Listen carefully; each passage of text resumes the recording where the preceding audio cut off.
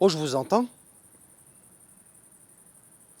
En recevant cette lettre, vous allez regarder l'écriture et quand vous reconnaîtrez la mienne, vous allez dire « Qu'est-ce qui lui prend de nous écrire? Il sait pourtant où nous trouver. Voilà l'époque de la moisson, nous ne pouvons être qu'à deux endroits, ou au champ ou à l'air. N'avez qu'à venir. À moins qu'il soit malade. Ouvre donc. À moins qu'il soit fâché ou bien... Est-ce qu'on lui aurait fait quelque chose? Qu'est-ce que vous voulez m'avoir fait? Vous savez bien que nous ne pouvons pas nous fâcher, nous autres. Non, si je vous écris, c'est que c'est raisonnable. J'ai à vous dire des choses très importantes, alors j'aime mieux que ce soit écrit. N'est-ce pas? Vous voyez que je me souviens de vos leçons. Non, en vérité, s'il y a un peu de cela, il y a surtout beaucoup d'autres choses. Souvent, nous nous sommes dit, vous et moi, après certaines de nos parlottes, eh bien, voilà. Mais c'est aux autres qu'il faudrait dire tout ce que nous venons de dire. Certes, oui. Cette lettre que je vous écris, je vous l'envoie. Mais puisqu'elle est écrite, je vais pouvoir en même temps l'envoyer aux autres. Il y a tous ceux qui parlent de vous sans vous connaître. Tous ceux qui vous commandent sans vous connaître. Tous ceux qui font des projets politiques sans vous connaître, ceux qui disposent de vous sans demander votre avis. Et il y a d'un autre côté les paysans allemands, italiens, anglais, américains, russes, suédois, danois, hollandais, espagnols, enfin, tous les paysans du monde entier qui sont tous dans votre situation, à peu de choses près. Vous voyez, j'ai envie que ça aille loin. Pourquoi pas? Les paysans étrangers ont certainement dans leur pays respectif des problèmes particuliers à résoudre, en face desquels ils sont plus habiles que nous. Et mettez-leur entre les mains une charrue et de la graine. Ce qui pousse derrière eux est pareil à ce qui pousse derrière vous. Nous n'allons pas les embêter en nous faisant plus forts qu'eux sur des problèmes qui, pour quelque temps encore, s'appellent nationaux. Nous allons leur parler de choses humaines, valables pour tous. Et vous verrez, ce qui poussera derrière eux sera pareil à ce qui poussera derrière nous. Je me suis entretenu avec quelques-uns de mes amis qui, entre tous, connaissent toutes les langues du monde. Il y a même un japonais. Et quand il écrit, on dirait qu'il suspend de longues grappes de raisin en haut de sa page. Tous ses amis vont réécrire cette lettre. Et comme ça, on pourra l'envoyer à tous les paysans étrangers. Pour ceux qui habitent des pays où on n'a pas la liberté de lire ce qu'on veut, nous avons trouvé le moyen de leur donner l'occasion de cette liberté. Ils recevront la lettre et ils la liront. Peut-être en même temps que vous. J'avais une troisième raison pour l'écrire. C'est la plus importante. Vous avez, comme tout le monde, votre bon et votre mauvais. Si je vous avais parlé au lieu de vous écrire, dans la conversation, face à face, vous ne m'auriez toujours montré que votre bon côté. À la fin, vous auriez sans doute décidé dans mon sens. Mais la décision n'aurait pas été entièrement sincère. Et elle n'aurait eu aucune valeur. Arrêtons-nous un instant ici. Regardons les temps actuels. Tous les peuples du monde sont prisonniers de semblables décisions sans valeur. Pour vous, qui êtes le peuple universel au-dessus des autres peuples et qui, je crois, allez être chargé bientôt de tout reconstruire, vous vous devez de décider avec franchise. Le moyen que j'emploie ici est non seulement un moyen qui me permet de vous rencontrer seul à seul, mais encore et surtout de vous laisser réfléchir dans votre solitude. J'ai toujours constaté que c'était votre façon de résoudre avec pureté les plus graves problèmes. Vous avez tout le temps qu'il faut. Il ne s'agit pas de hâte.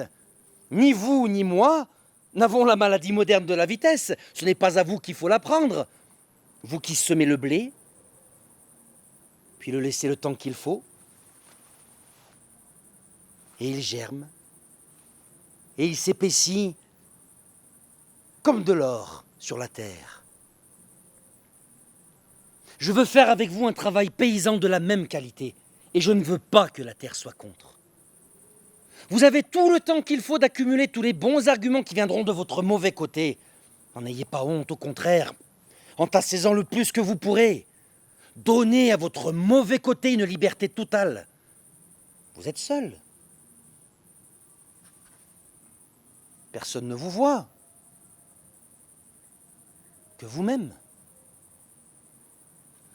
Cette lettre est faite précisément pour que vous soyez debout devant vos propres yeux. Quand vous aurez gagné sur vous-même, aucune puissance au monde ne sera capable de vous faire perdre.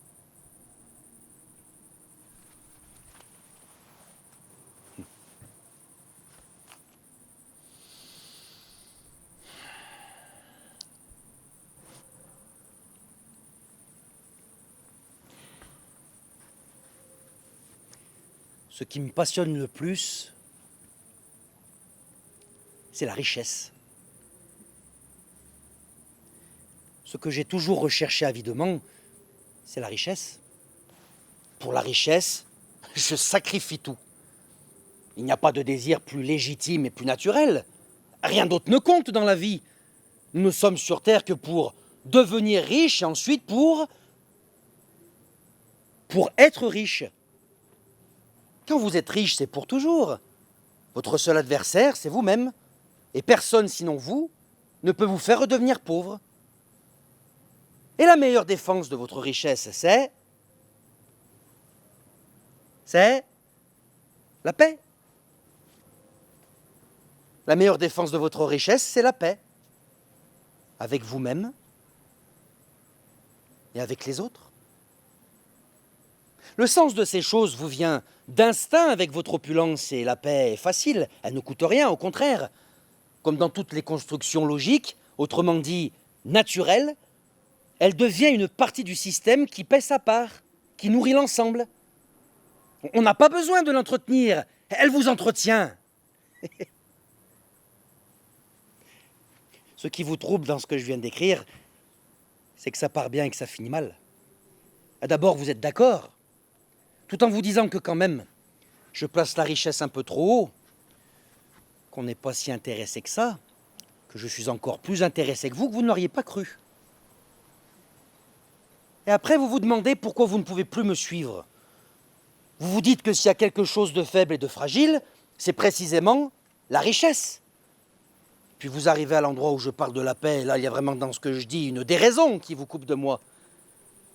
Dans notre temps de juillet 1938, il n'est pas possible de croire que la meilleure défense de la richesse, c'est la paix. Au contraire, il est bien évident que qui veut défendre sa richesse doit se préparer à la guerre. Et on voit bien que le monde entier s'y prépare, soit qu'on ait l'intention de prendre la richesse des autres, soit qu'étant les autres, on prépare à s'opposer.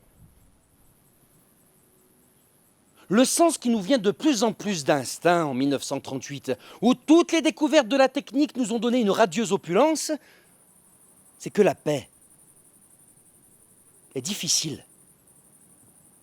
Même. C'est que la paix est impossible. Vous me l'avez fait dire.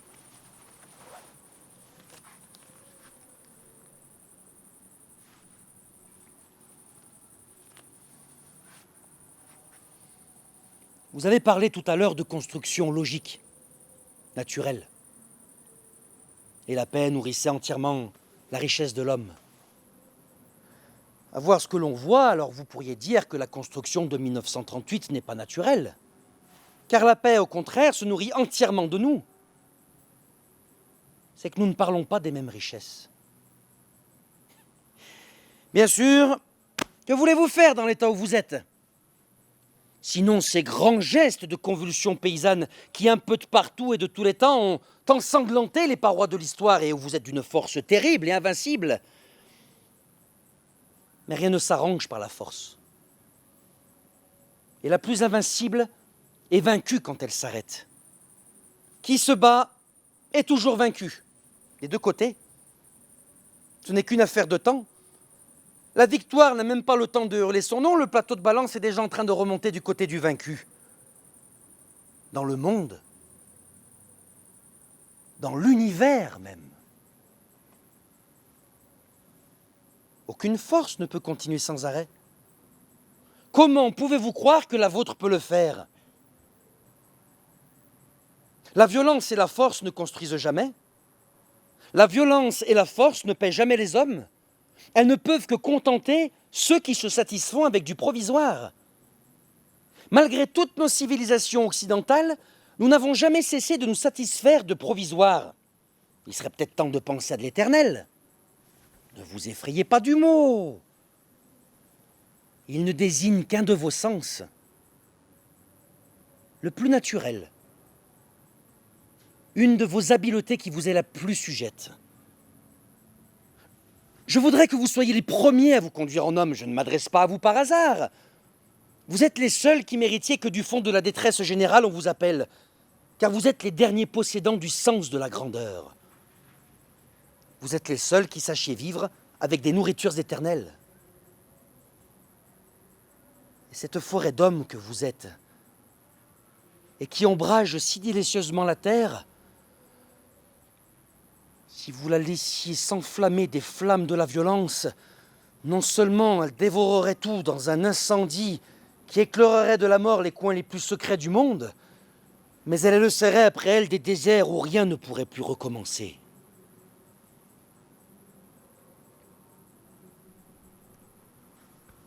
Je sais ce que vous allez me répondre. On n'a jamais tué que des paysans dans les batailles. Nous, paysans, nous sommes le front et le ventre des armées. Et c'est dans nos rangs que les cervelles éclatent et que les étripaiements se déroulent derrière nos derniers pas. Alors, vous comprenez bien que nous sommes contre les guerres.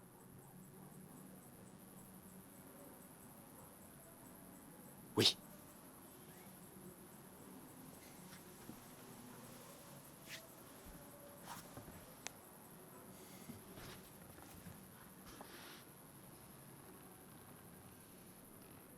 Et c'est vrai.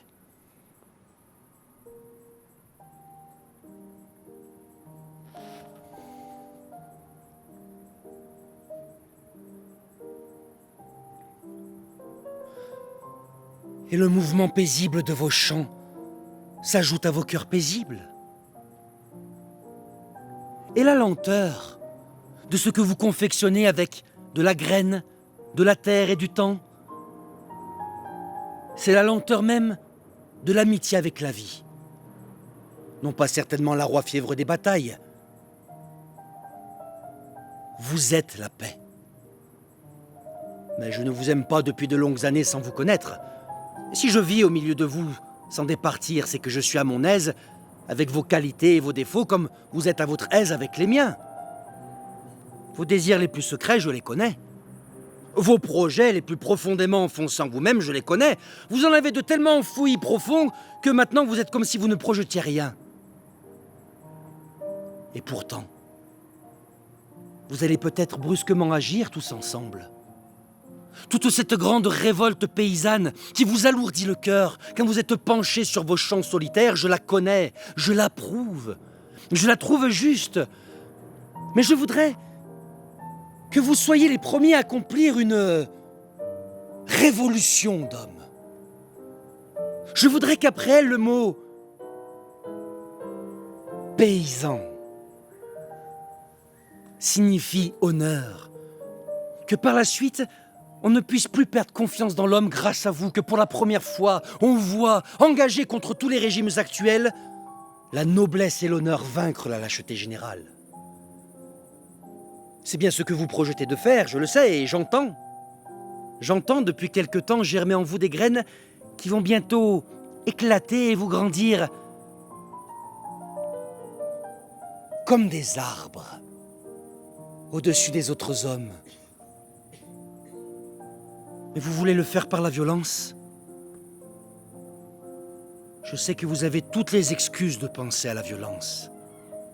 Elle ne fait pas partie de votre nature, on vous l'a apprise.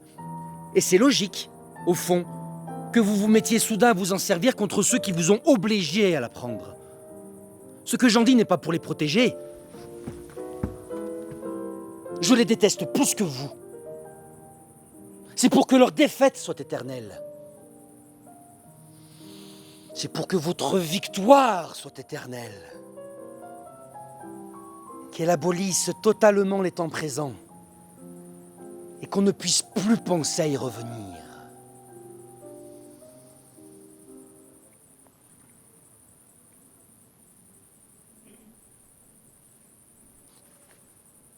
Vous savez ce que je veux dire par temps présent?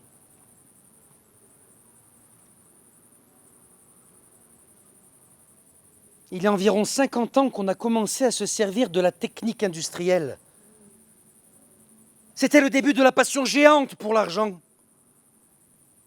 Jusqu'à ce moment-là, le seul moyen de gagner de l'argent rapidement et beaucoup était la banque.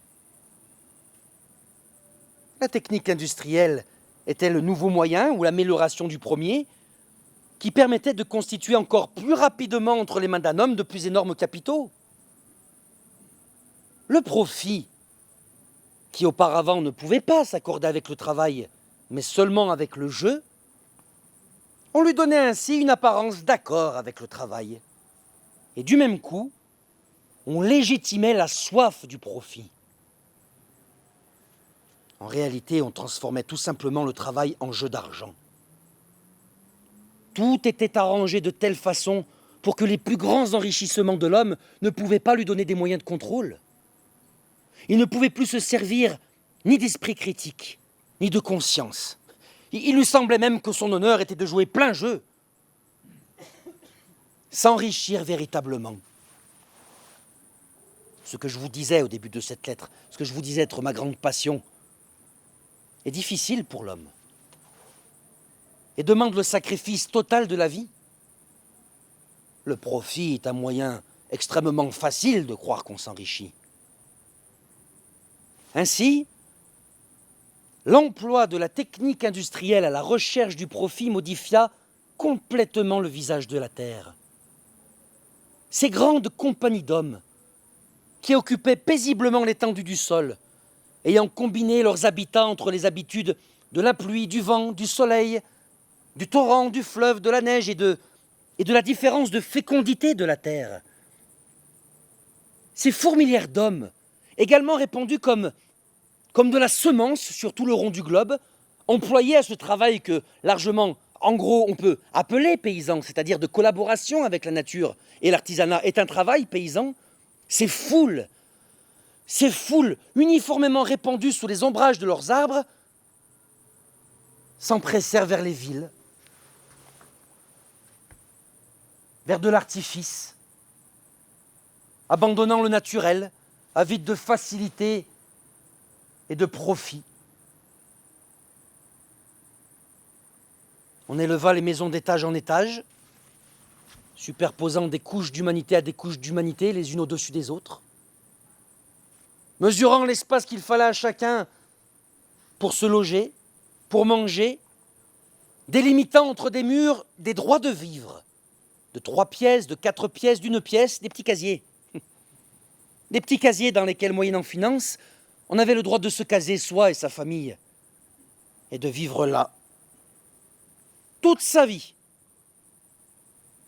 entre ces 4 murs, avec naturellement des gestes modifiés, pas trop larges, et de vivre là, toute sa vie, et de faire l'amour avec une autre nature, un autre sens de la grandeur, un autre sens de la liberté, un autre sens de la vie que l'ancien sens de toutes ces choses. C'était le signe de l'éternité de la prison. Ceux qui entraient ne pouvaient plus sortir. Au moment où ils étaient écrasés par le poids des malheurs, ils n'avaient plus de corps naturel, mais seulement une fragile charpente de nerfs excitée par la morphine des bonheurs industriels.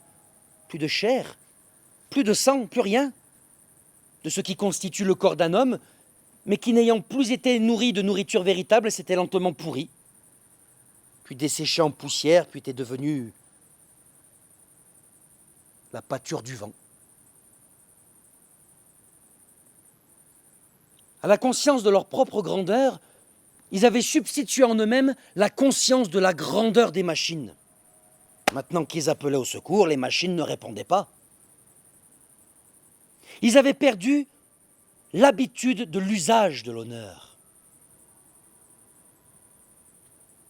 Car c'est un outil difficile. Et si quelque ancien fond naturel les poussait à se servir de ces grandes armes, elles échappaient de leurs mains trop faibles. Alors commença l'utilisation du déshonneur, de la vulgarité collective, de la petitesse. Ils essayèrent de se soulager par la politique, la jonglerie spirituelle, l'esquive des responsabilités. C'était un opium qui s'ajoutait à la morphine avec de terribles réveils où ils appelaient farouchement la délivrance de la mort. Les meilleurs d'entre eux, placés brusquement certains soirs en face du désespoir total, se délivraient obscurément par la mort entre les murs de ces petits casiers où étaient prisonniers leur droit de vivre. Ainsi, la génération de ces hommes artificiels s'est 50 fois reproduite. 50 fois, le contingent d'enfants qu'ils faisaient est venu remplacer les anciens hommes morts. D'année en année, ces générations artificielles sont arrivées dans le monde avec un peu moins chaque fois de l'ancien naturel, avec chaque fois un peu plus besoin de poison, avec chaque fois un peu moins de force, avec chaque fois un peu plus de confiance en la machine, avec chaque fois un peu moins de chances de vaincre, avec chaque fois un peu moins d'espoir. Nous sommes maintenant au moment où cette génération ne peut plus digérer ni le pain ni le vin. Elle ne se nourrit plus que d'excitants industriels.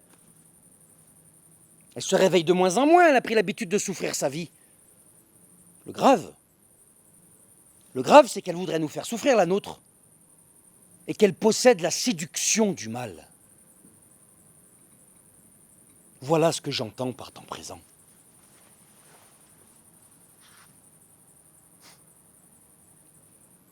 Partout. Partout, ils font les lois. Les lois qui régissent votre vie. Les lois qui enchaînent au gouvernement de l'État. À leur gouvernement, l'exercice de votre vie et la décision de votre mort. Ils font comme si vous n'existiez pas, vous, les paysans. Dans le monde entier, si les paysans de toutes les nations se réunissaient,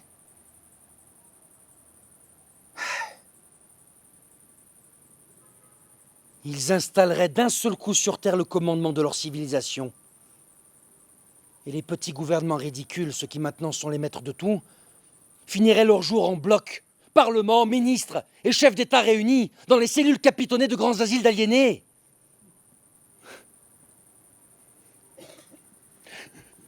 Vous êtes les fils de ceux qui ne se sont pas laissés séduire. Vous descendez de ceux qui n'ont jamais eu confiance en la technique industrielle, mais se sont toujours confiés à la graine.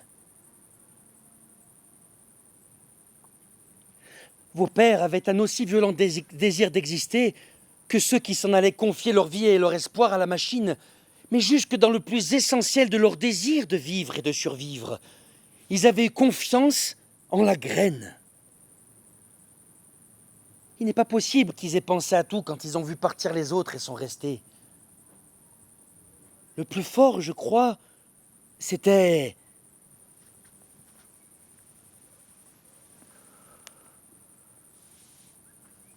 la solidité de leurs racines. Mais la vérité est que la graine est une machine bien plus perfectionnée que toutes les autres machines inventées par les hommes. Les boulons qui en assemblent les parties et qui assurent le jeu de l'ensemble sont d'une force et d'une souplesse inimaginables. Les machines qui sont dans vos mains, quand vous semez une poignée de semences ou quand vous attendez l'agneau entre les cuisses ouvertes de la brebis et vous le recevez tout sanglant dans vos mains.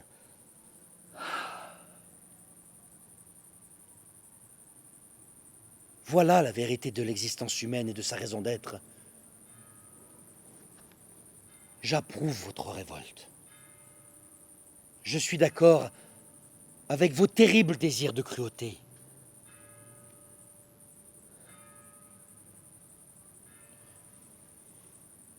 Il n'y a pas de cruauté plus cruelle que l'erreur. Mais la violence ne donne jamais de victoire éternelle. En quoi vous aura-t-elle transformé pendant tout le temps de la bataille? Le jour où vous serez les maîtres, serez-vous toujours dignes d'être les maîtres? Dès qu'on perd sa nature, on perd ses qualités naturelles. Vous avez une longue habitude du contraire de la violence et vous y êtes manifestement d'une magique habileté. Il n'y a qu'à regarder la succession des champs et ces troupeaux d'herbes dont vous êtes les bergers.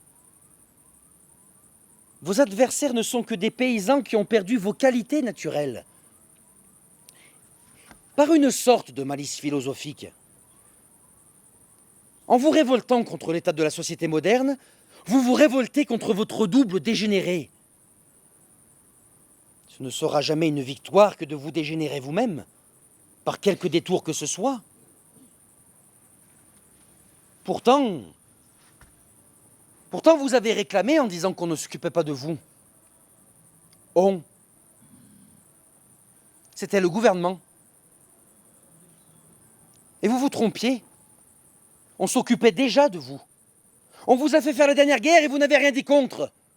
C'est donc de cette façon que vous vouliez qu'on s'occupe de vous? Eh bien, ne vous inquiétez pas, on va maintenant s'occuper en plein de vous. Les hommes de mon âge, seulement, ça fait 43 ans, se souviennent de la ferme de leur père et de la situation dans laquelle étaient le paysan et la famille paysanne en 1914, au moment où le social s'est dit « Allons, utilisons-les à notre usage, nous verrons bien ce qu'ils diront. » Et le social a vu. Les paysans se sont laissés faire sans rien dire.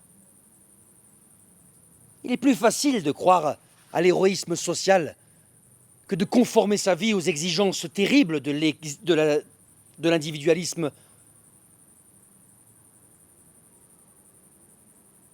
Depuis, vous savez ce que vous êtes devenus. Mais à cette époque, gens de mon âge,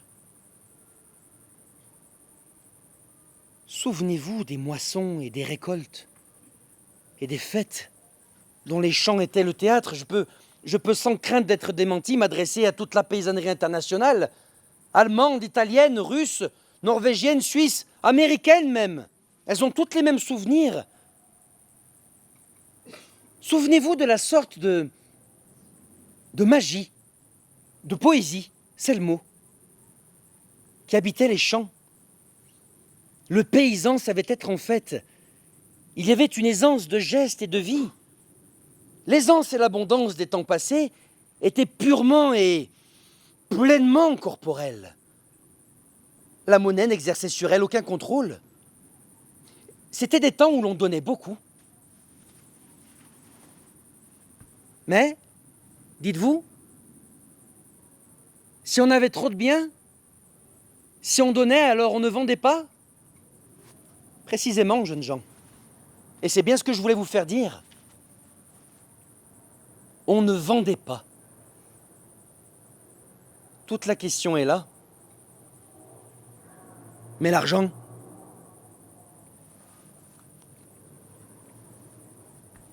Le moment s'approche.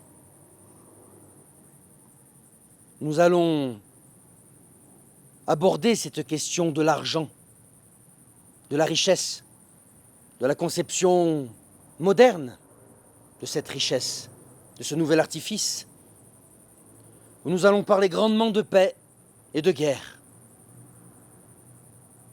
où nous allons goûter le bon goût de cette pauvreté qui vous paraît si terrible.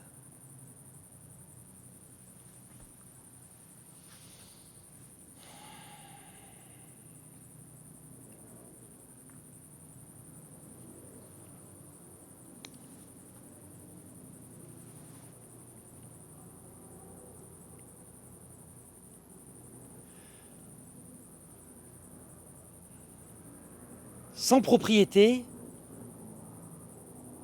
le paysan n'a plus aucune qualité paysanne. Il ne peut pas vivre sans propriété. C'est son premier outil. Je répète qu'il ne travaille pas pour un salaire.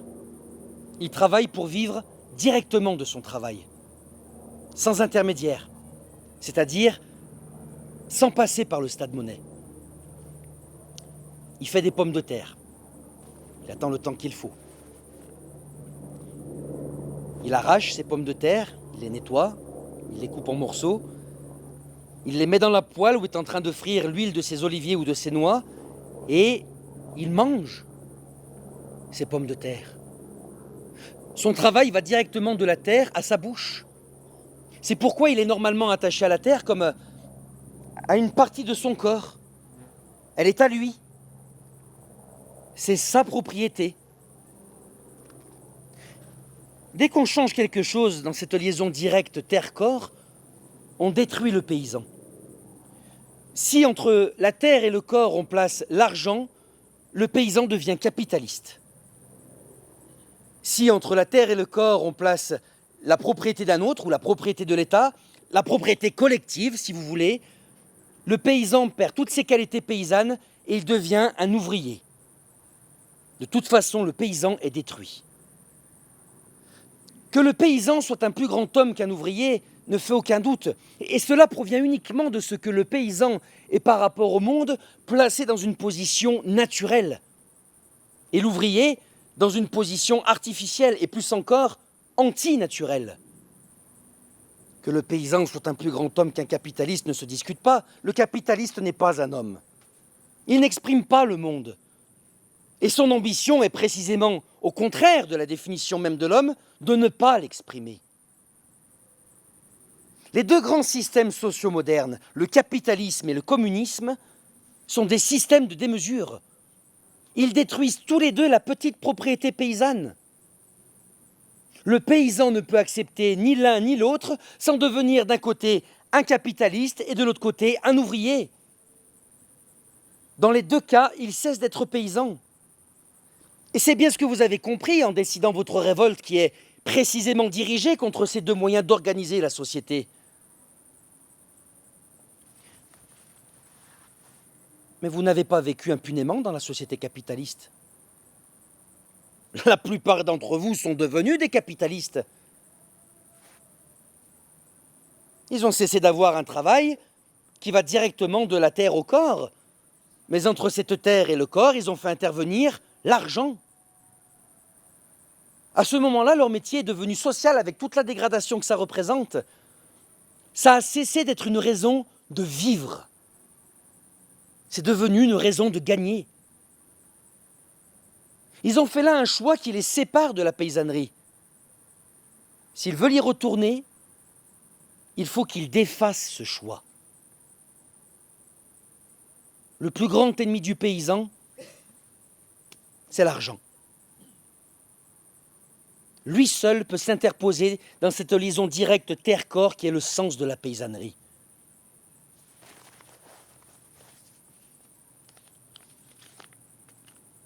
Regardons un peu cet ennemi en face.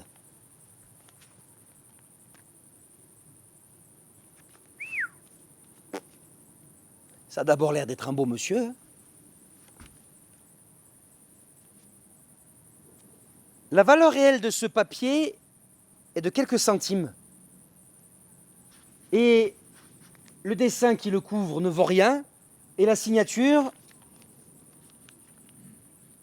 ne vaut rien. En 1919,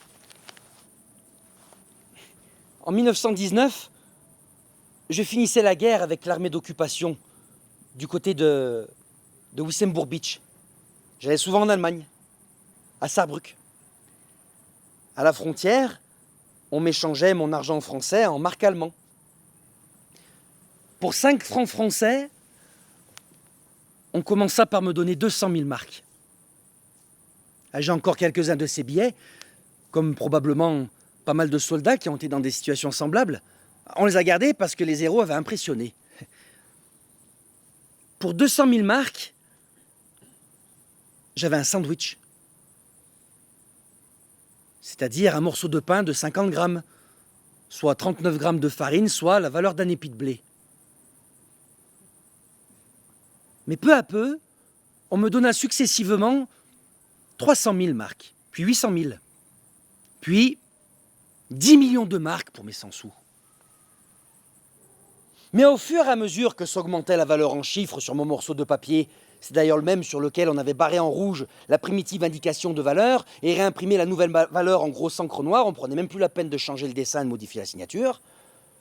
À mesure que le papier devenait de plus en plus riche jusqu'à représenter une fortune, il m'était de plus en plus difficile de me procurer mon sandwich avec cette fortune. On n'osait même plus me donner ces 50 grammes de pain pour 10 millions, car le lendemain, on avait déjà barré le chiffre 10 à l'encre rouge et réimprimé le chiffre 20 à l'encre noire par-dessus. L'accélération du mouvement de la monnaie. L'accélération du mouvement de la monnaie rendait sa nullité évidente. Une nullité exactement semblable est dans la monnaie que les paysans du monde entier acceptent actuellement en échange de leurs produits. Le monde moderne est obligé de se servir de cette nullité. Les paysans ne sont pas obligés.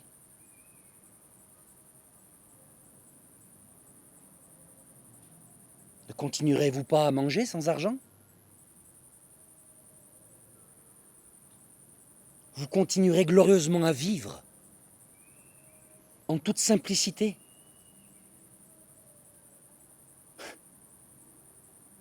Vous êtes les maîtres absolus de votre propre vie. Et vous êtes les maîtres absolus de la vie des autres. C'est cependant ce que dans le social, on appelle la pauvreté. Voilà la pauvreté dont je veux vous dire qu'elle est entre vos mains une arme si définitivement victorieuse qu'elle peut à votre gré imposer la paix à la terre entière. Le but de l'État moderne n'est pas de donner la joie. Le but de l'État moderne n'est pas l'homme, c'est l'État. Le but de l'État moderne est de composer des termitières, une masse de fourmis. Dans les États démocratiques, comme la France ou à peu près semblables, l'organisation sociale prévoit la place de grosses fourmis au ventre blanc, qui sont des reines qu'on nourrit et qu'on soigne. Dans les États autoritaires, fascistes, Russie, Allemagne, Italie, l'ordre social ne prévoit plus que la place d'un nombre très restreint de ces grosses reines, étant vers une reine unique au ventre énorme. Toute la différence entre les deux systèmes est là. Il n'y a pas progrès de l'un à l'autre. On croit qu'il est glorieux de faire le bonheur de tous. Il n'y a pas de pire égoïste que celui qui veut faire par force le bonheur de tous. Il semble se sacrifier aux autres, en réalité, il sacrifie impitoyablement les autres à ses propres besoins. Les plus habiles dans cette forme d'égoïsme sont les jeunes gens. Ils sont les esclaves absolus des États. Il a été également facile d'avilir les artisans grâce à la machine. On a fait tomber de leurs mains la possibilité du chef-d'œuvre. On a effacé de leur âme le besoin de la qualité. On leur a donné le désir de la quantité et de la vitesse. Soumis à leur propre démesure, ils ne peuvent plus établir les véritables rapports de la grandeur de l'homme pendant que les États et les chefs les entretiennent sans cesse de l'illusoire grandeur des États et des chefs. Ils sont aisément devenus la troupe fourmilière des ouvriers.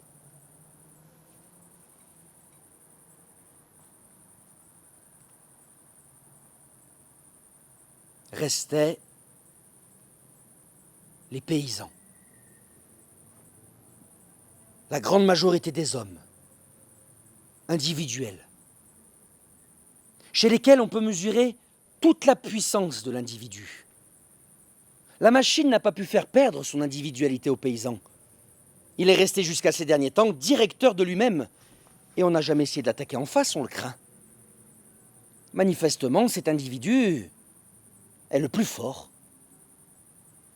Il n'y a qu'une arme contre lui.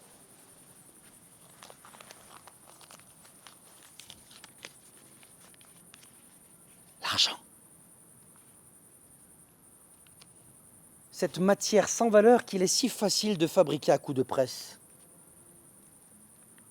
Il ne semble d'abord Pas possible que cette matière si vulgaire puisse réussir à séduire ce paysan si chargé de richesses magnifiques.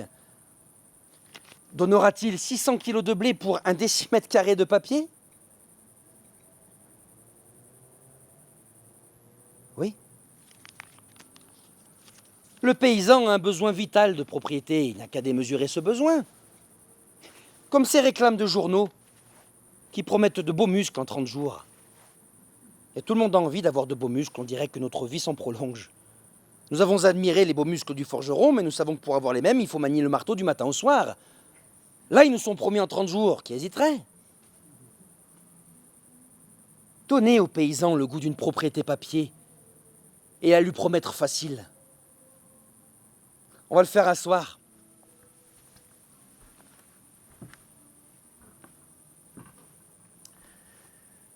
On va le faire asseoir à la grande table du poker international.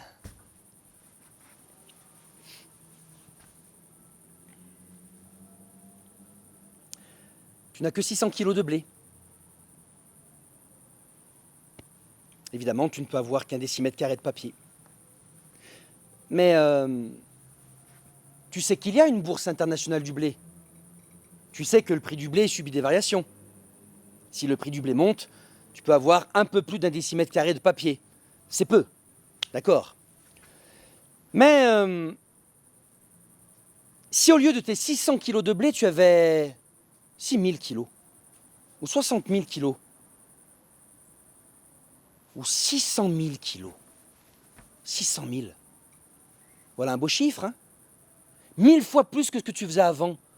Le petit bénéfice que tu avais sur ton morceau de papier, le voilà multiplié par 1000. Et sans travail supplémentaire, rien que par le jeu, tu vois comme c'est facile.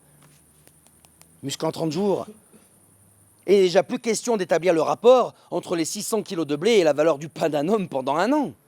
Les 600 000 kilos de blé ne peuvent avoir de rapport qu'avec l'argent. Sur cette terre où tu faisais pousser toute la nourriture de ta famille, arrache. Arrache cette nourriture. Arrache ces amandiers qui te donnent des amandes. Arrache ce petit verger qui te donne des fruits. Veux-tu faire le fruit ou faire le blé?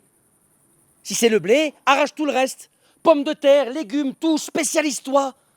Fabrique-toi ta carte à jouer et fais-la la plus grosse possible. Toute la technique est à ta disposition. Arrache de tes champs la nourriture de ta famille. Il n'est plus question de nourriture, il est question de jeu. Et avec ce que tu gagneras au jeu, tu achèteras il te restera encore une énorme propriété papier. Si tu gagnes. Et à côté de toi, un autre paysan joue les fruits et perd. Il a une grosse carte avec 300 000 kilos de pêche. Mais pour les pêches, personne ne marche et on le laisse avec sa carte dans les mains. Un autre joue les primeurs et perd. Un autre joue les pommes de terre et perd. Toute la paysannerie perd. Si quelques paysans gagnent quelquefois, la paysannerie perd régulièrement dans l'ensemble, car il y a en face de vous, à la table de jeu, le partenaire qui joue la carte, grosse métallurgie, ceux qui jouent comptoir général des phosphates, ceux qui jouent produits chimiques, ceux qui jouent course aux amendements, ceux qui jouent impôt, ceux qui jouent impôt du sang, ceux qui jouent impôt de l'esprit, et vous êtes obligés de fournir à tous. Et du moment que vous êtes entré dans le jeu, tout est permis de la règle du jeu, que vous ne connaissiez pas bien en commençant, mais dont tous les articles cruels sortent peu à peu de l'ombre, et quand vous regimbez, on approche encore un peu plus la lampe de la pancarte. Et on vous montre avec le doigt l'article du règlement qui vous condamne. Du moment que vous avez accepté de jouer, vous avez accepté le règlement. Peu à peu, vous êtes pris dans des filets dont vous ne pourrez plus sortir, c'est normal. C'est normal que vous mettiez à penser à la violence. Il semble bien que ce soit le dernier espoir de vous libérer, car il y a en face de vous le partenaire qui joue la carte guerre, l'État, le gouvernement, le chef enfin qui abat brusquement son jeu sur la table. C'est la guerre, c'est l'atout qui rafle tout. Vous avez joué jusqu'à votre chemise, vous avez joué jusqu'à votre corps, vous avez joué vos enfants, donnez, donnez tout. Et ici, c'est comme dans les tripots, la dette de jeu est sacrée, c'est la guerre. Payez, donnez tout et vous avez tout perdu. Vous vous rendez brusquement compte que vous allez donner tout ça pour rien. Tant pis, vous avez perdu, vous avez joué, vous avez perdu, plus rien n'est à vous, même pas vos mains. Marchez! On n'a même plus besoin de vous expliquer les raisons de cet abattoir vers lequel on vous pousse avec vos enfants. Vous appartenez corps et bien aux gagnants, c'est sacré. Les musiques militaires sonnent en fanfare l'article du règlement qui le proclame. Aux armes, citoyens!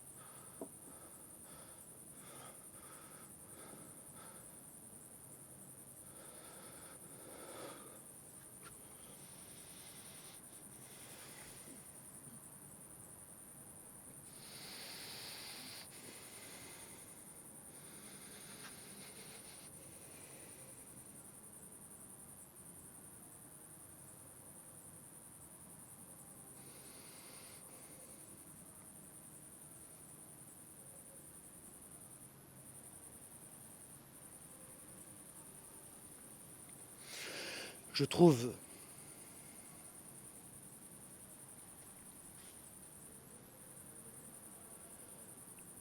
ce déroulement de fait extrêmement logique.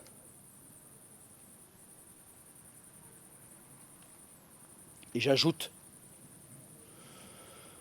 que je ne suis plus du tout disposé à défendre la paix au profit d'hommes qui ne cessent de rendre ainsi la guerre logique et raisonnable.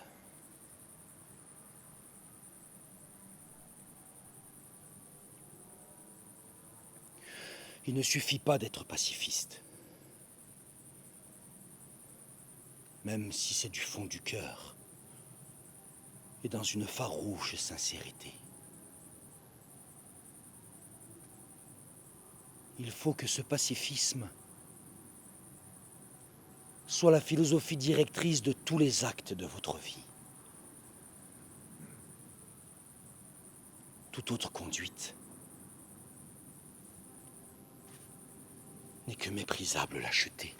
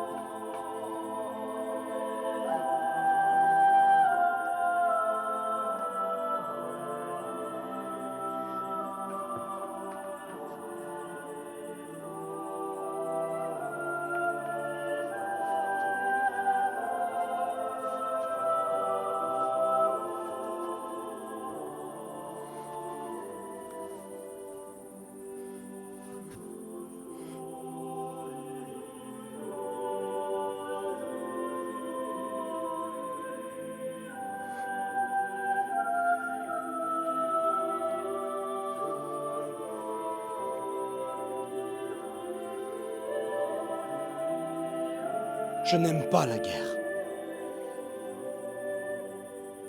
Je n'aime aucune sorte de guerre.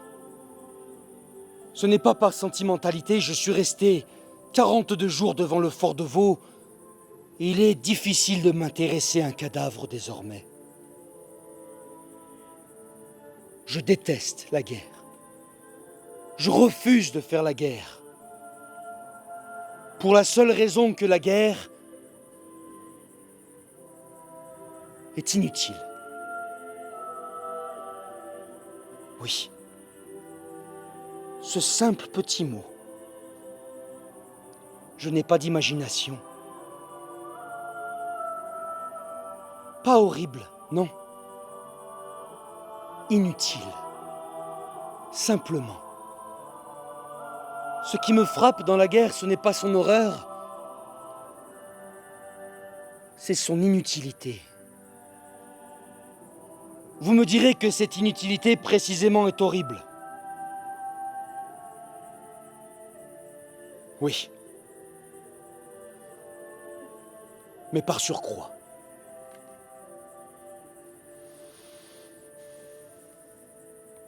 Il est impossible d'expliquer l'horreur de 42 jours d'attaque devant Verdun à des hommes qui, nés après la bataille, sont maintenant dans la faiblesse et la force de la jeunesse.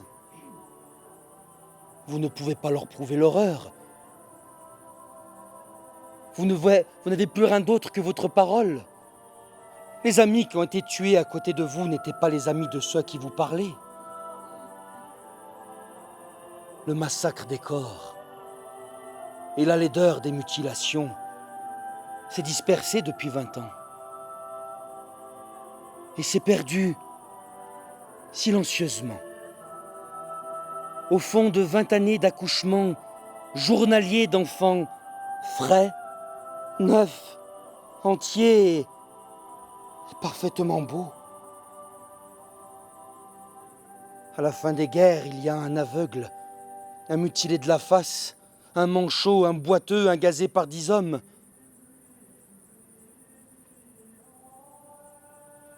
Vingt ans après,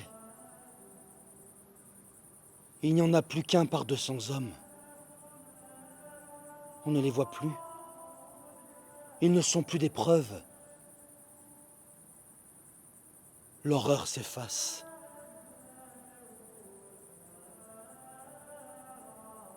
Mais j'ajoute que malgré toute son horreur, si la guerre était utile, il serait juste de l'accepter. Mais la guerre est inutile. Et son inutilité est évidente. L'inutilité de toutes les guerres est évidente, qu'elles soient défensives, offensives, civiles, pour la paix, pour le droit, pour la liberté. Toutes les guerres sont inutiles. La guerre de 1914 a d'abord été pour nous, Français, une guerre dite défensive. Nous sommes-nous défendus? Non. Nous sommes au même point qu'avant. Elle devait ensuite créer le droit. A-t-elle créé le droit? Non. Nous avons vécu depuis des temps pareillement injustes. Elle devait être la dernière des guerres. Elle était la guerre à tuer la guerre. L'a-t-elle fait? Non. On nous prépare de nouvelles guerres. Elle n'a pas tué la guerre. Elle n'a tué que des hommes inutilement. La guerre que vous voulez imposer au monde, vous autres paysans, est aussi inutile que toutes ces guerres-là. Vous avez à vous défendre. Vous avez à imposer votre civilisation paysanne qui est la plus naturelle, la plus humaine. Vous avez à vivre. La guerre tue, avant, pendant, après. Toutes les guerres sont des guerres de 100 ans, de 1000 ans, de 10 000 ans. Elles ne s'arrêtent pas sur des ententes et des signatures. Elles continuent à partir de là d'autres cheminements dans des mines souterraines qui font tous s'écrouler et s'abîmer de ce qu'on appelle la paix. En attendant la résurrection du prochain torrent de flammes.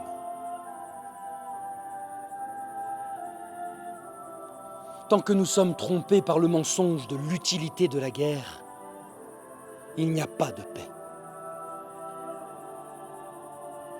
Il n'y a que des intervalles troubles dans la succession des guerres.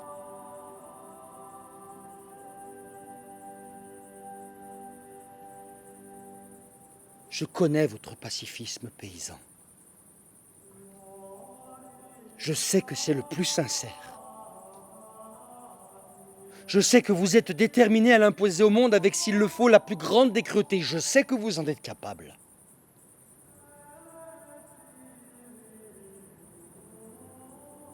Vous voulez ne plus jamais être les soldats de personne. Mais ne plus jamais être les soldats de personne signifie tout simplement ne jamais plus être soldat.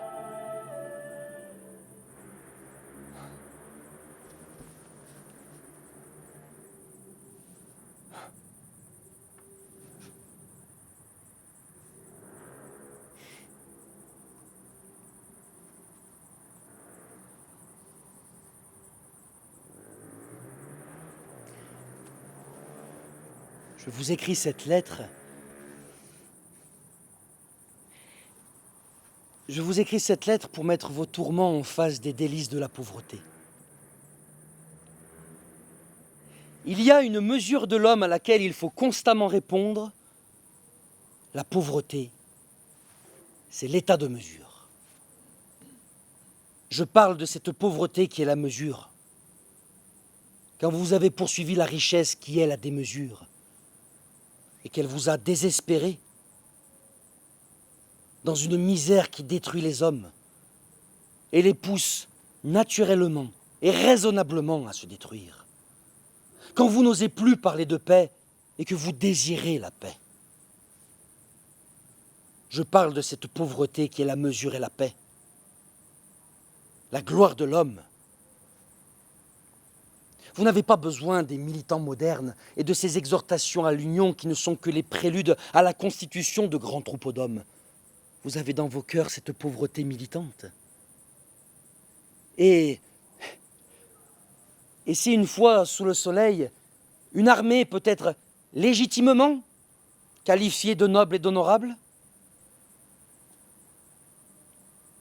c'est l'armée que vous formerez sous le commandement de la pauvreté. Il n'y aura pas d'union plus solide que votre union. Il n'y aura pas de force plus grande que votre force. Il n'y aura pas de liberté plus grande que votre liberté. Nous aurons enfin dépassé la période des jeux cruels de notre enfance. Nous serons devenus de paisibles adolescents, enfin capables d'amour et de jouissance. De tous côtés, l'homme est assailli de promesses d'hommes. On lui promet la grandeur et la gloire et la joie par-dessus le marché. Jamais il n'a été aussi facile de se faire croire que dans nos temps modernes, nous avons perdu toutes les croyances. Nous avons tellement perdu d'espoir que nous n'exigeons plus rien de celui qui promet. Perdus dans la forêt des faux prophètes, le moindre petit sentier nous sauve provisoirement.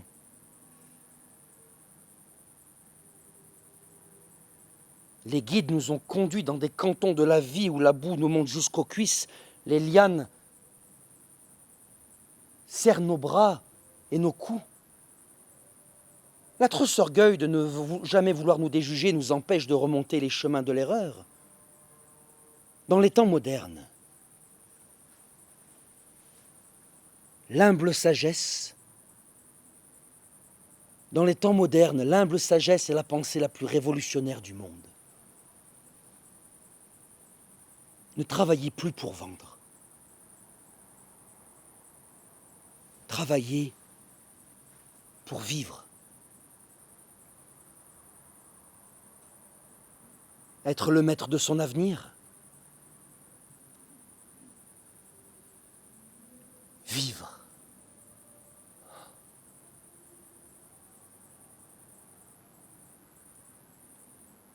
Vivre tout le jour. Et chaque jour, tout le jour.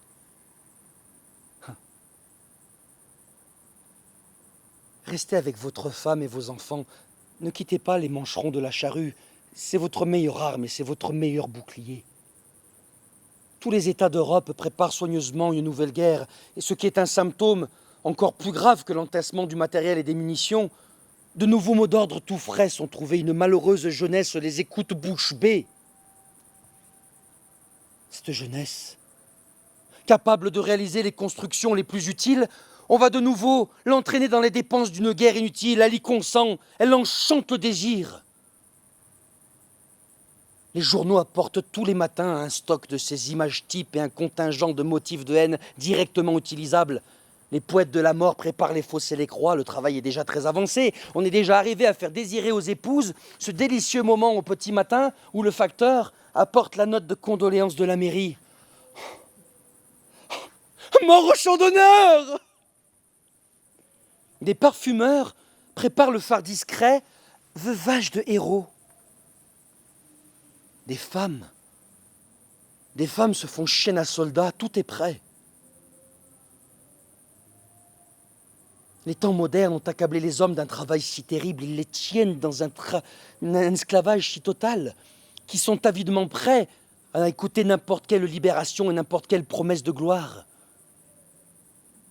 Les hommes ne peuvent plus voir ce qu'ils voient. Ils ne voient plus que ce qu'ils désirent.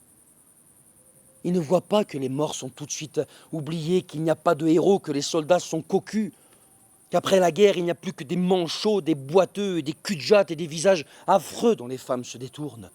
Qu'après la guerre, celui qui vit, c'est celui qui n'a pas fait la guerre. Qu'après la guerre, on oublie la guerre et ceux qui l'ont faite. Ils ne voient plus que ce qu'ils désirent. Et des écrivains spéciaux leur disent tous les jours ce qu'ils désirent. Cette littérature d'affiches, d'engagement plus basse que la pornographie est maintenant bien payée, abondante. Elle ruisselle de partout. Tout est prêt. On marque le pas. Les jambes marchent. Les yeux sont fixés droit devant.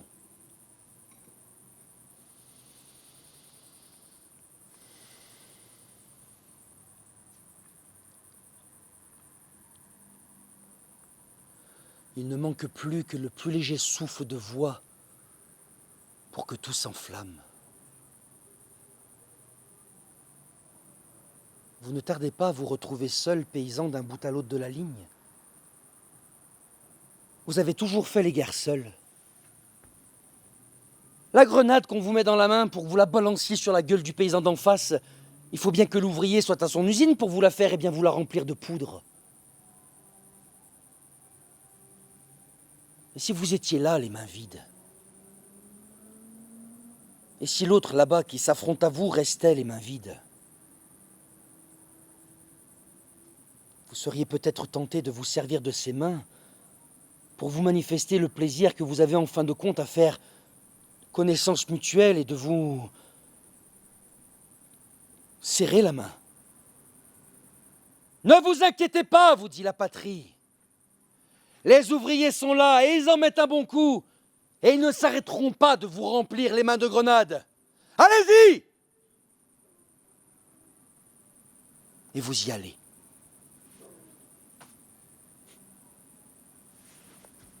Et vous êtes les seuls à y aller.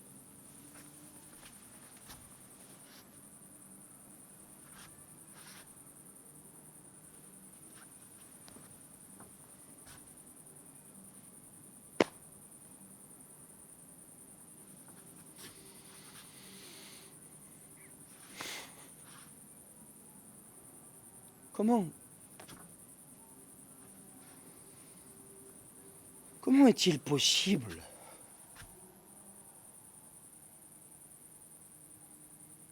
Comment est-il possible que vous, les hommes essentiels, on puisse faire si bon marché de votre vie et vous massacrer, ainsi largement, sans crainte, vous et vos enfants?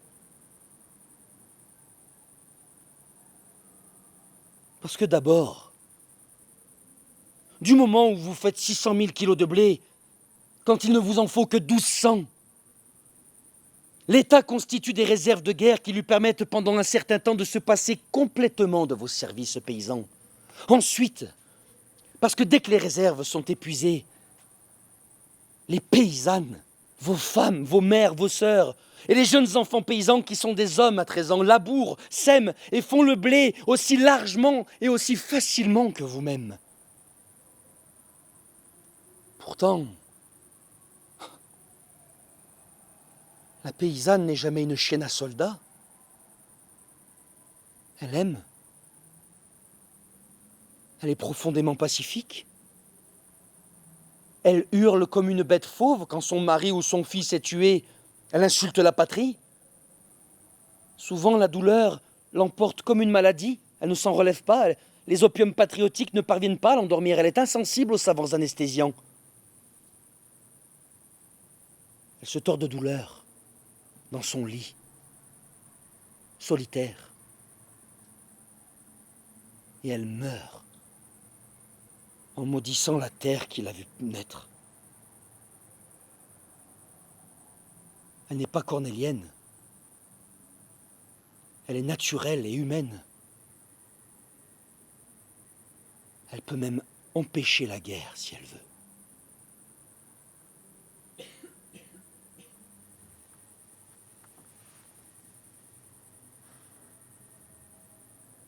Il faut que le paysan soit aussi indispensable au champ que l'ouvrier à l'usine. La paysanne doit refuser d'être la remplaçante.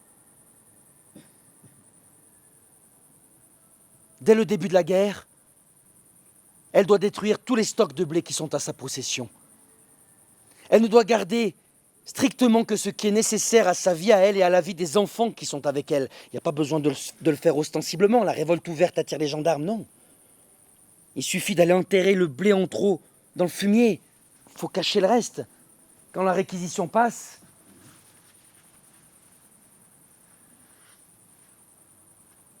les greniers sont vides. Une fois votre homme arraché de votre famille pour l'usage de la guerre, rendez votre homme indispensable à ses champs. Ne cultivez plus que le petit morceau de terre qui vous fera vivre, vous et vos enfants. Plus encore que d'or et de poudre, la guerre a besoin de pain. La grenade que fait l'ouvrier ne sert qu'aux soldats, mais le pain.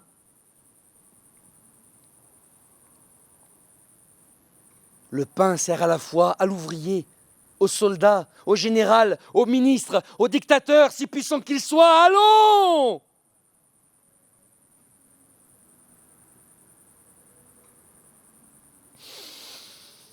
Paysannes du monde entier, éclairez un peu ce sombre abattoir où l'on égorge vos hommes. Pourquoi continueriez-vous à fournir du pain à leurs bouchers? Vous avez la famine à votre disposition. Affamés. Affamés. Les parlements et les états-majors, jusqu'à ce qu'il soit indispensable de renvoyer vos hommes à leurs champs comme on a renvoyé les ouvriers à l'usine. Et si une fois qu'on aura tiré ces deux sortes d'hommes hors de la bataille, il reste encore des guerriers pour se battre, laissez-les se battre. Cela, plus on en tue, mieux ça vaut pour tous. Pour eux qui y prennent plaisir, et pour nous que ça débarrasse. Mais vous pouvez sauver vos hommes plus tôt encore. Vous pouvez même empêcher qu'on pense à la guerre. Vous pouvez écrire la phrase la plus noble et la plus puissante de tous les temps. Les paysannes, sous-signées, s'engagent en cas de guerre à détruire le stock de blé qui sera en leur possession et à ne plus cultiver la terre que pour leur propre nourriture.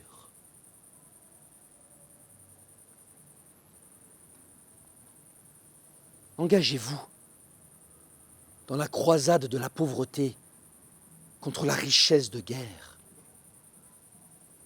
Vos plus beaux chevaux de bataille sont vos chevaux de labour. Vos charges héroïques se font pas à pas dans les sillons.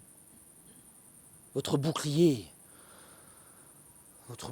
à la rondeur de toute la terre.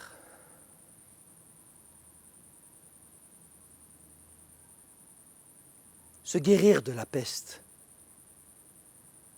n'est pas retourner en arrière. C'est revenir à la santé. C'est se retirer du mal.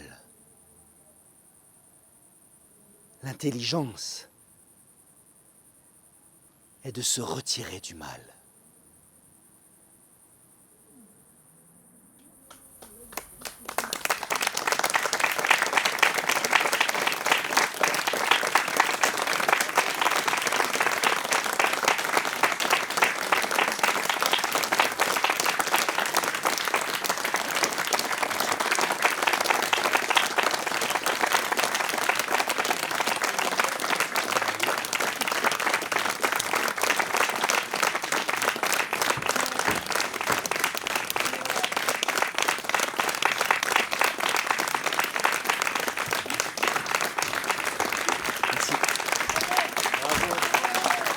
Merci beaucoup. Merci. Merci infiniment. Merci. Merci madame. Merci. Merci.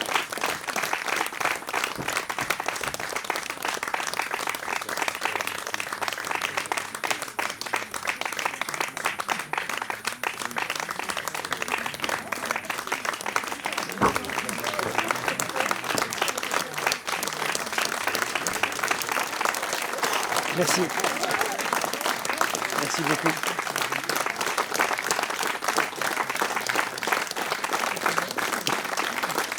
Merci.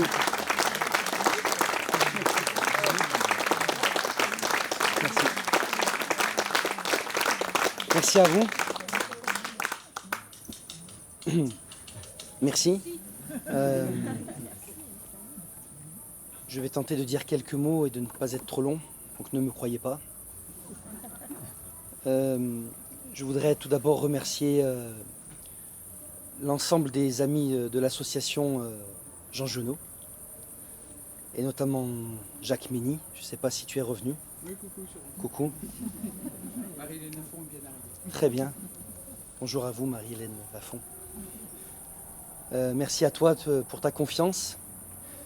Merci de nous avoir programmé pour cet événement qui était notamment prévu d'abord pour le cinquantenaire. Bon bah voilà, des fois ça sert à quelque chose, le Covid, hein. Ça permet de jouer au Paraïs. Je voudrais saluer Alain Besset, qui est le metteur en scène que vous avez vu au début de cette représentation. Je voudrais saluer Jean-Pierre Surel, qui est aux Lumières. Je te vois pas trop du coup, mais merci à eux. Je voudrais aussi remercier Frédéric Martos, qui a été mon premier contact dans cette aventure. Merci à toi, merci à Bernard Souris. Je ne sais pas si tu es là, Bernard, mais si tu es là, tant mieux. Si tu n'es pas là, vous pouvez lui transmettre que je te souhaite une bonne retraite. Voilà, merci à vous de nous permettre ce cadeau. Je voudrais vous remercier aussi, Sylvie. Je me permets de vous appeler par votre prénom. Votre pâté était délicieux. Je ne sais pas si vous avez eu la chance de manger son pâté. Ça vaut à peu près le chapitre de la soupe aux choux de votre père après l'inutilité de la guerre. Voilà. Et demain, il y a une table ronde avec José Bové. Je ne sais pas si vous imaginez pour moi un peu ce que ça représente. Mais voilà. Merci à vous. Bonne soirée et bonne continuation. On peut échanger dans quelques minutes si vous souhaitez. Merci.